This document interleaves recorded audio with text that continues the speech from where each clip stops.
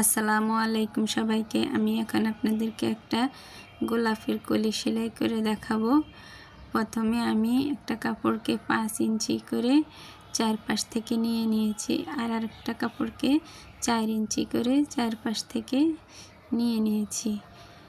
তারপর আমি এভাবে কোনাকুনি করে কাপড়টাকে ভাঁজ দিব এবং আমি একটা ফিতা সেলাই করে নিয়েছি। ফিতাটাকে মাঝ বরাবর রেখে এভাবে আমি ভাঁজটা দিয়ে নিব। কিভাবে আমি ভাঁজটা দিলাম আপনারা একটু খেয়াল রাখেন।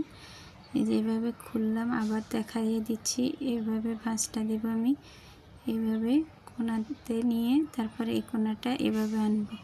আপনাদের সুবিধার্থে আমি 2 বার ভাঁজটা দিয়ে দেখিয়ে দিলাম। তারপর আমি এভাবে ফিতাটাকে মাঝখানে চেপে ধরে তারপর সেলাইটা করে নিব। তারপর দেখুন আমি বাড়তি কাপড়টা কাটিং করে নিচ্ছি।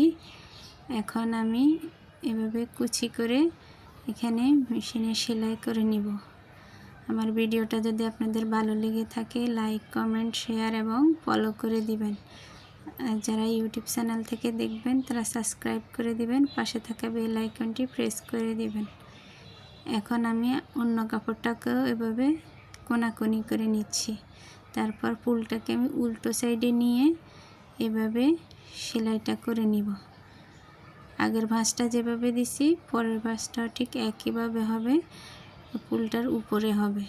তারপর আমি হাতে সুই সুতা দিয়ে এভাবে সেলাই করে তারপর ভালোভাবে গিট দিয়ে নিব। তাহলে আমাদের ফুলটা কমপ্লিট হয়ে যাবে। তারপর আমি ফুলটাকে সোজা সাইডে নিয়ে যাব। আপনাদের কাছে আমার ফুলটা বানানো কেমন লাগলো কমেন্টের মাধ্যমে জানাবেন, আর অন্য কিছু দেখতে চাইলেও কমেন্টের মাধ্যমে জানাবেন। যাদের কাছে ভালো লাগবে আমার ভিডিওটা, আপনাদের কোনো উপকারে আসবে, তারা বেশি বেশি করে শেয়ার করে